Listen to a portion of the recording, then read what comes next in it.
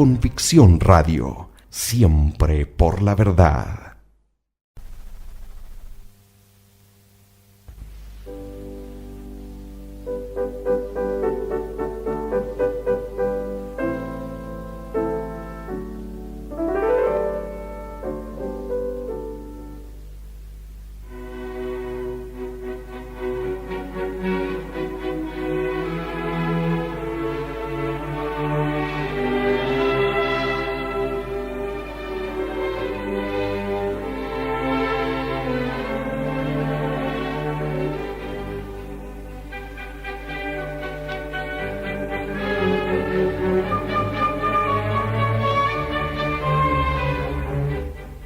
En Ostia, los que volvían a África esperaban una nave que fuese a Cartago. Y llegó en vez de ella la muerte. Estando en Ostia del Tíber, mi madre murió. Escribe Agustín. Y continúa: no callaré lo que mi alma recuerda de aquella mujer que me dio a luz en la carne, para hacerme nacer a la luz de aquí, y me dio a luz en su corazón para la vida eterna. No voy a contar sus gracias personales, sino la gracia de Dios en ella. Porque ella no se hizo ni se educó a sí misma. Fue Dios quien la creó, pues ni su padre ni su madre sabían lo que llegaría a ser.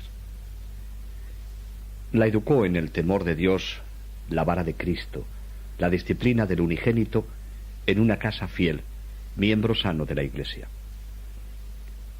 Fue educada honesta y sobriamente, y sujeta más por Dios a sus padres que por sus padres a Dios. Al tener ya la edad, fue dada en matrimonio a un hombre al que sirvió como a su señor, y se esforzó por convertirle. Su misma vida le hablaba de Dios con lo que aparecía hermosa ante su marido, amable, prudente y admirable en todo. De tal manera soportó pacientemente sus infidelidades conyugales, que nunca tuvo con él sobre este tema la menor discusión. Ella esperaba que la misericordia divina vendría sobre él y llegaría a creer en Dios y se haría casto. Mi padre era enormemente cariñoso, pero también muy irascible. Ella tenía buen cuidado de no enfrentarse a su marido cuando estaba enfadado, no solo con hechos, sino tan siquiera con la menor palabra. Solo cuando le veía ya tranquilo y sosegado y lo juzgaba oportuno, le hacía ver lo que había hecho, si su enfado había ido más allá de lo justo. También mi abuela, su suegra, que al principio estaba mal con ella por los chismes que le contaban las criadas, también a ella logró vencer de tal modo, con obsequios y una continua paciencia y serenidad, que ella misma espontáneamente dijo a su hijo, mi padre, que había sido por culpa de las chismosas criadas que se había roto la paz entre ella y su nuera, y le pidió que las castigase. Después que él hubo castigado con azotes a las criadas por complacer a mi abuela, o bien por conservar la disciplina familiar, o por ver si conseguía así el buen entendimiento entre los suyos, mi abuela hizo saber a los criados entonces que estos eran los premios que podían esperar de ella si pretendían agradarla hablándola mal de su nuera. Ninguna criada se atrevió ya más a hacerlo, y las dos vivieron en perfecta armonía. Igualmente, esta buena sierva de Dios en cuyas entrañas me crié, había recibido otro gran don, y era el de mostrarse siempre pacífica.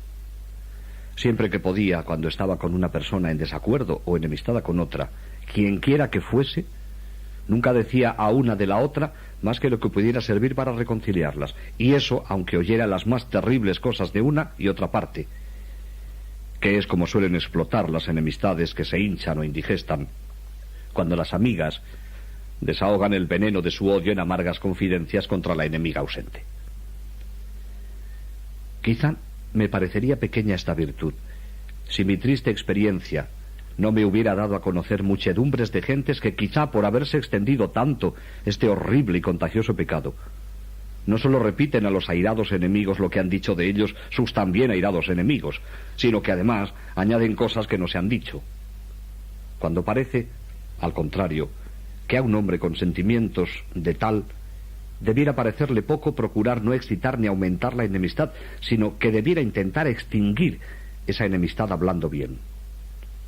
Así actuaba mi madre, enseñada por Dios, su maestro interior en la escuela de su corazón. Al final de su vida consiguió ganar para Dios a mi padre y ya no tuvo que lamentar en él, ahora que era cristiano, lo que le había tolerado cuando era infiel. Era además servicial con todo el mundo, y cualquiera que la conocía daba gracias a Dios, y por ella le honraba y amaba, porque se advertía la presencia de Dios en su corazón, manifestada por los frutos de su santa vida. Había sido mujer de un solo varón. Había honrado a sus padres, había llevado la casa con todo cuidado. Tenía como testigos de todo esto sus buenas obras. Había educado a sus hijos, volviéndolos a dar a luz con su dolor tantas veces como les veía apartarse de Dios. Cuidó de todos los que, antes de morir ella, vivíamos juntos después de recibir el bautismo, como si fuera la madre de todos, y nos sirvió como si fuese hija de cada uno de nosotros. Agustín, como si supiera que su madre iba a morir pronto, procuraba estar con ella cuanto podía. Mónica amaba a sus hijos, los había engendrado de nuevo cada vez que se alejaban de Dios. Pero Agustín era quizá el que mejor había respondido a su amor, aun en los tiempos en que estaba lejos de ella y de la fe, enfangado y reacio. Mónica le había seguido a Cartago y hasta Milán, como pastor que quiere encontrar a toda costa la oveja perdida. Era la madre que, en vez de esperar en casa a la vuelta del hijo pródigo, como el padre del Evangelio, recorre mar y tierra para seguir sus huellas y no se encuentra bien hasta que le ha visto beber la leche con miel en el banquete del más pródigo de los padres. En Ostia se habían albergado, para descansar del viaje, en una casita cercana de las orillas del Tibre, que allí, más hinchado y amarillo que en todo su curso, se desliza ancho y tranquilo, seguro ya de entrar en breve en el regio mar. La casa tenía ventanas que daban a un jardín, y a una de ellas, un atardecer de junio, estaban asomados Mónica y Agustín mirando las plantas de abajo cuajadas de prometedores frutos, y el gran cielo mediterráneo barrido por el viento marino. El inmenso silencio, interrumpido apenas por el golpe de un remo en el agua, y aquella vegetación exuberante, recordaba a los desterrados los campos del sur, el aire cálido y rico de la patria. Pero aquella fragante placidez primaveral, más que nada, recordaba a los dos cristianos el aún no visto pero deseado paraíso. En aquella paz, madre e hijo hablaban. ¿Y de qué otra cosa podían hablar sino de la eternidad? Ya no eran solamente de una misma sangre, sino también de un mismo espíritu. Toda antigua separación había desaparecido.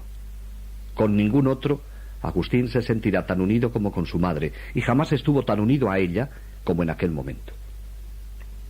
Es mejor escuchar cómo nos narra Agustín esta conversación, la muerte de su madre y su dolor y sentimiento por su muerte.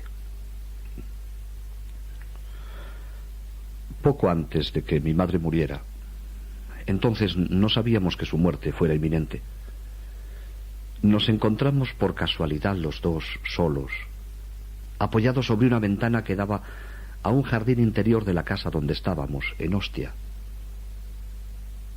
Ahora que lo pienso, veo en este encuentro la mano de Dios.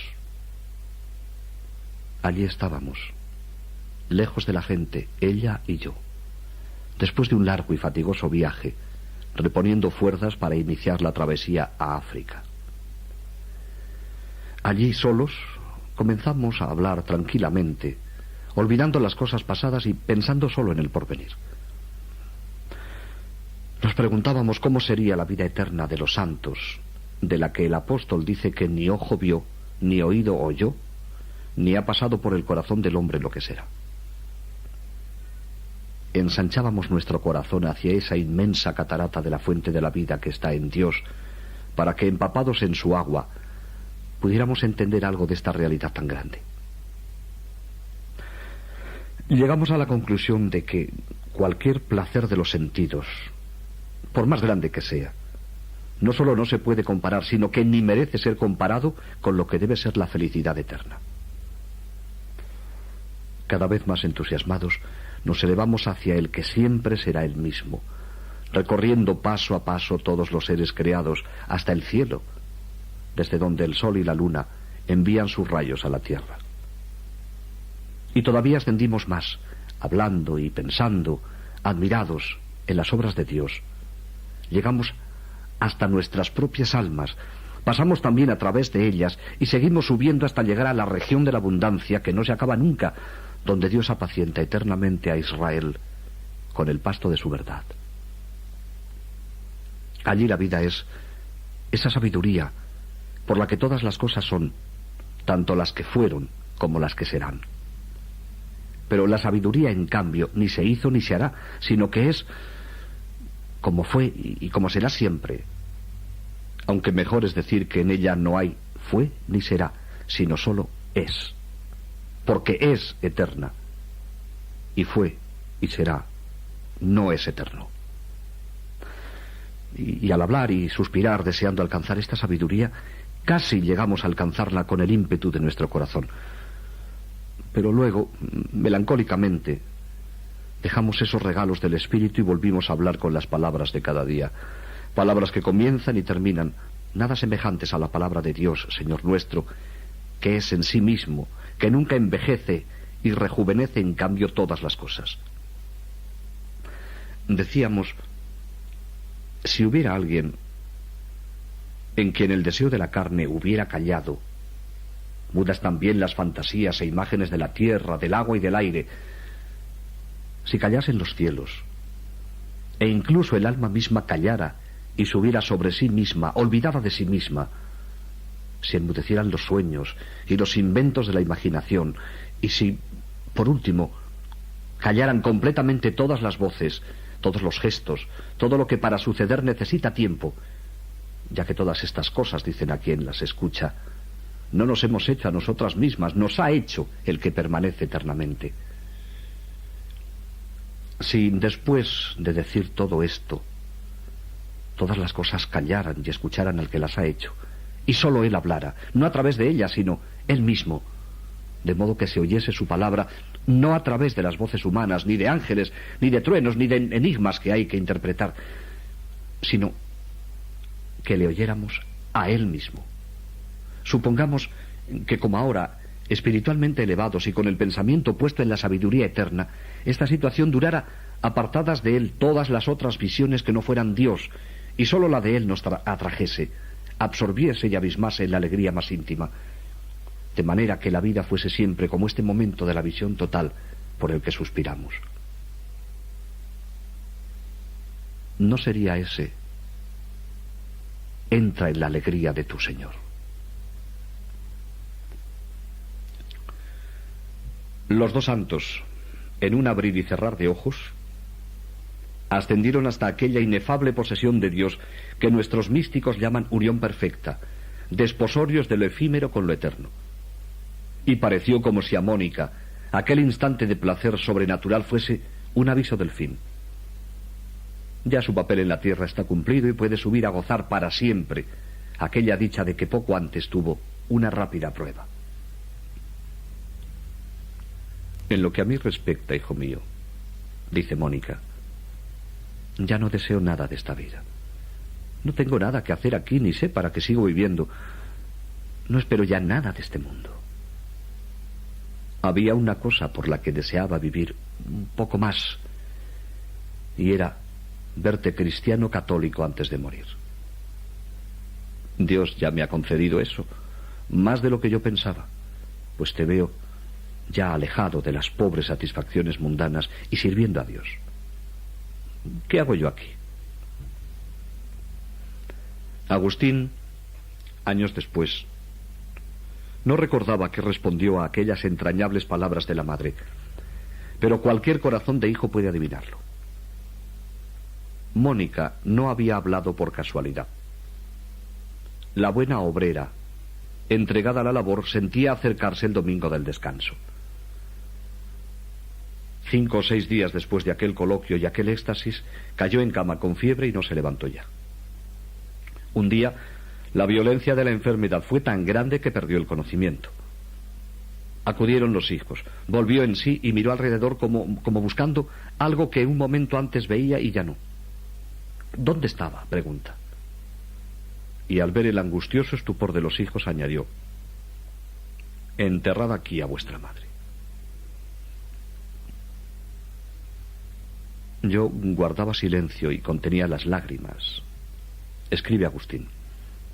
Pero mi hermano no sé qué le dijo de que sin duda la haría más feliz saber que iba a ser enterrada en su casa y no en el extranjero.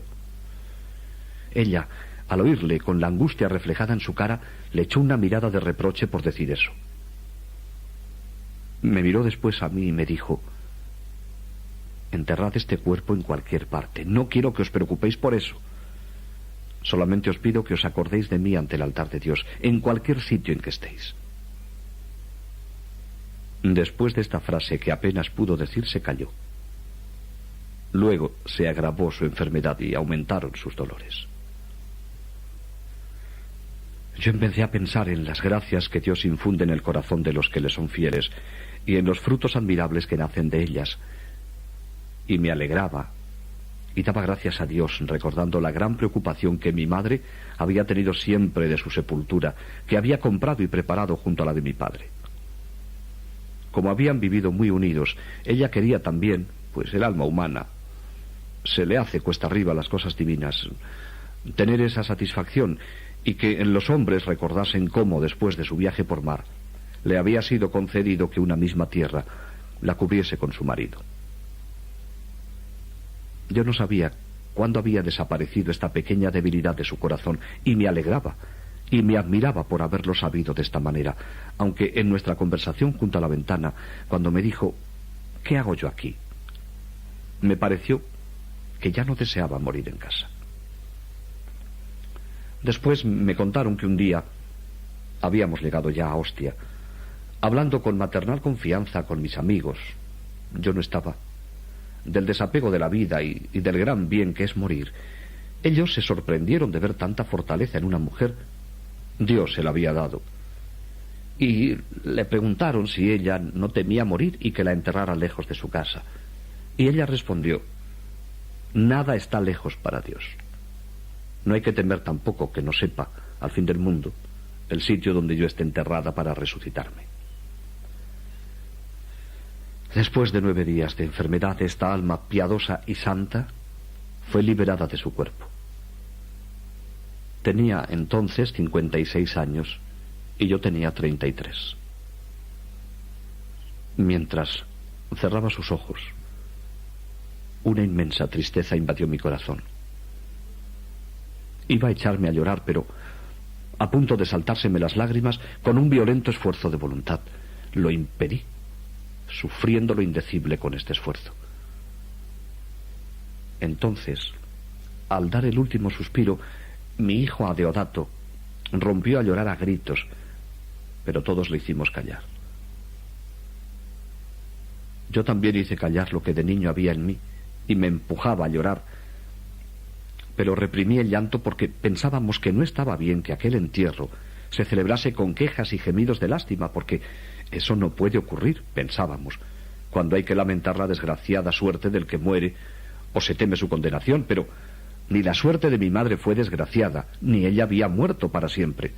Estábamos seguros de esto, porque así lo demostraba su vida, porque su fe había sido sincera y por tantas otras cosas igualmente seguras. Entonces, ¿qué era lo que interiormente me dolía tanto? Era que se había roto de pronto la agradable y queridísima costumbre de vivir juntos. Esa era la herida tan reciente que hacía sufrir tanto.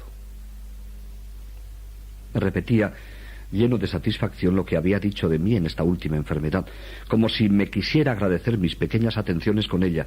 Me llamó buen hijo y me decía, con todo su gran cariño por mí, que nunca le había dirigido ninguna palabra dura ni nada que la ofendiera. Este comportamiento mío, con el que la había querido honrar como se merecía, ¿qué era, Dios mío, en comparación con todo lo que ella había hecho por mí? Por eso, ahora que me veía abandonado de su gran consuelo, sentía que se me desgarraba el alma, porque mi vida había llegado a ser una sola cosa con la suya. Adeodato había cesado de llorar y Evocio tomó un salterio y comenzó a cantar un salmo. Todos los que estábamos en la casa le respondíamos: misericordia y justicia te cantaré, Señor. Al enterarse la gente de lo que pasaba, vinieron muchos hermanos y piadosas mujeres. Mientras los de la funeraria preparaban las cosas para el entierro, yo me retiré al sitio que me pareció más adecuado, pero mis amigos no quisieron dejarme solo. Hablé con los que me hacían compañía de lo que es habitual en estas circunstancias. Con esta distracción se suavizó mi dolor que, como no lo veía más que Dios, los que me escuchaban debían de pensar que no estaba nada afectado. Solo Dios, nadie más, escuchaba de verdad la amargura de mi queja. Yo reprimía aquel torrente de tristeza que a veces parecía ceder un poco, pero que de nuevo me arrastraba con su ímpetu, aunque ya sin derramar lágrimas y sin que se me notara en el gesto. Solo yo sabía lo oprimido que tenía el corazón. Cómo me molestaba que este sentimiento me molestara de este modo, aunque por otro lado es forzoso que estas cosas ocurran. La naturaleza humana es así.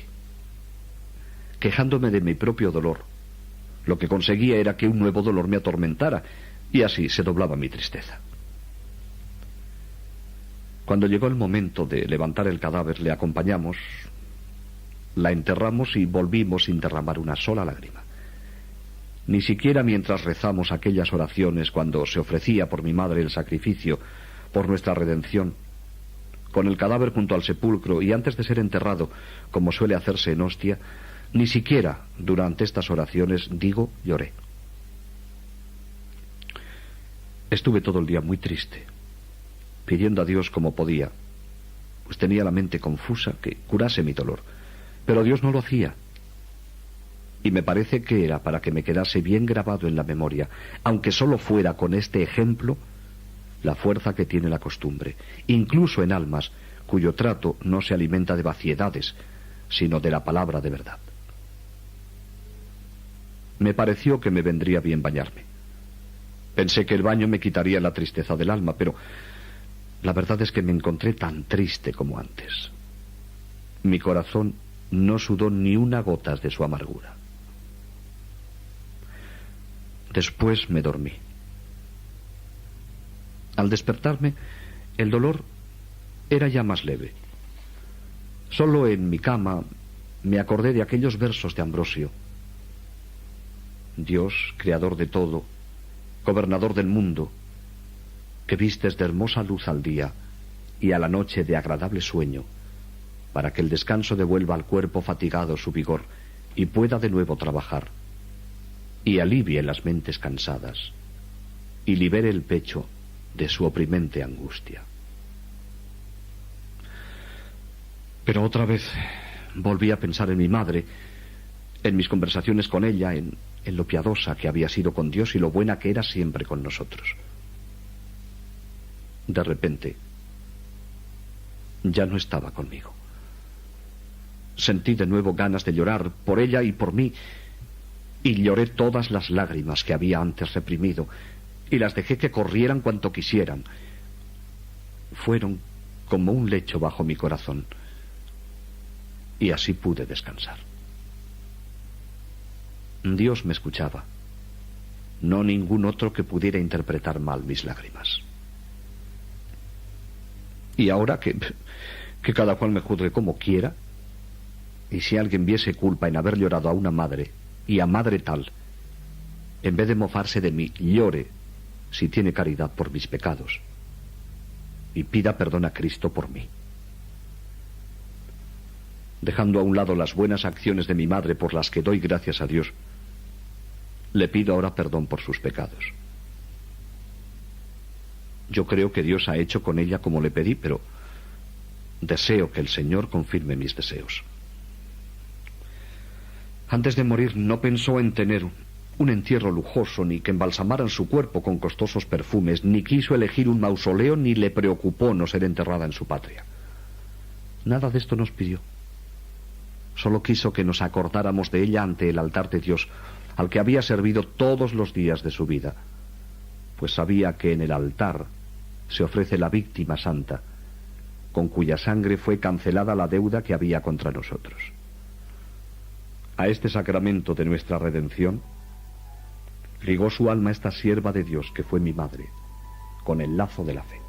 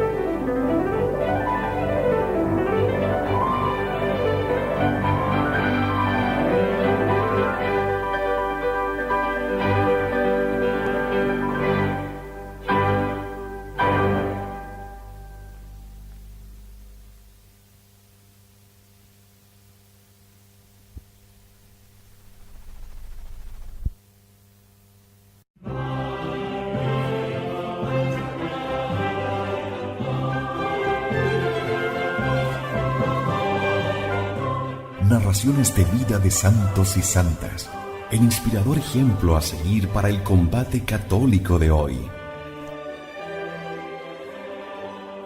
Le invitamos a conservar la doctrina católica y la verdad depositada por nuestro Señor Jesucristo.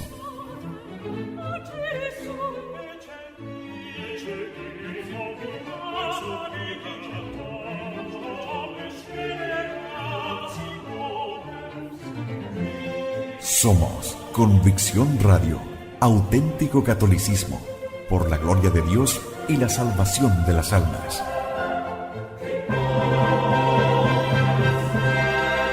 Convicción Radio.